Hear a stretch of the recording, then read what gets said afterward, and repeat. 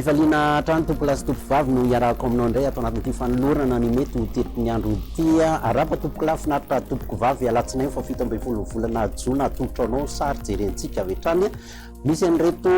tangondraona mahazatra reto amin'ny mahandro rinona antsika ty amin'ny ilany atsinanana ny faritra hafa moa tsy dia misy zavatra ambara firy fa dia maina ny andro. Ny ambara faharoa dia tokony hitandrina trano ny mpampiasa ranomasina ty amin'ny morontsiraka atsimon'nosy atya somary maherihery izay ny onjan-drano amin'iny faritra iny. Atolotra ho anao ny mety toetry ny andro ho amin'ny talata fa 18 volana jona isy ny orona ty amin'ny antalaty nalanjorofo tonga teto Tomasiny atya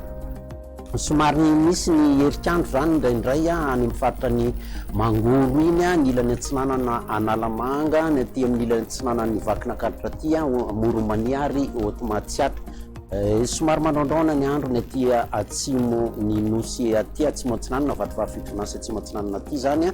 dia mandraona toraka izany koa ny andro any amin'iny tendrony avaratry ny nosy iny. Ny ankoatr'izay moa dia tsy dia misy ambarafiry fa maina ny andro amin'ny akapobeany. Raha ny tolakandro dia mbola mitohy ihany ny orona aty amin'ity faritra ny Antalana Lanjorofo Tomasina ity somary mandraondraona ny ilany atsinanan'ny avoatany iray manontolo. Ny ankoatr'izay moa dia maina be ny andro amin'ny akapobeany. Ny mahakasika ny marim-panantsika ny marim-panambany indrindra zany dia 12, 14, 13 ny faritry ny avoantany ary 17 na 19 hatramin'ny 20 degré celsius na 20 any amin'ny faritra Antsiranana any ny marim-pana ambany indrindra ary ny marim-pana ambony indrindra hitantsika mbola aty amin'ny faritra ny Maivatanana aty ihany no misy ny mafana indrindra 30 degré celsius ho antsika aty amin'ny faritry ny avoantany 20 degré celsius. Ho an'ireo tanàn-dehibe ivelany Madagasikara raha ny toetry ny andro no ambara aminao dia isy ny orana tandrifondraona ny any Nairobi any orana mety arahankotroka ny any Bangkok masoandro be Johannesburg